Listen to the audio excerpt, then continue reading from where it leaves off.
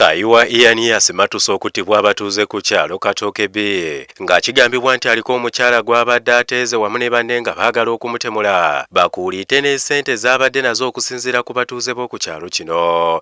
Kyabadde azze okusoberera omukadde gwe kumuggyako $5,000 byabadde okusanduza asawa nga 10 kitundu awo kunyiza nnyo kuba kati emyaka gino aba alina kukola nesokolabe tuli mu bye Katooke ogw'omubwongo esi yali kulese ne bakwota ne tukumanya nti yani amuzukuanga obudde bukyali binyola bantu bulago.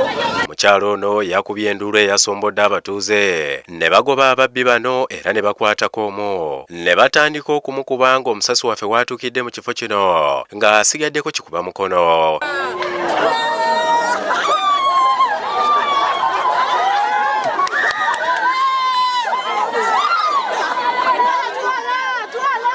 ye bannaffe batukuuma ekiro bakuuma ki batta batya omuntu ne bamukuba essaawa ekiro kyonna kyonna ng'omuntu ali tewaliyo omukuumi. Niyo obuzibu bwe balina abatuuze baffe nti omuntu ajja okumubba obudde obwo bw'essaawa 12 essaawa 10 ne batatuwa information.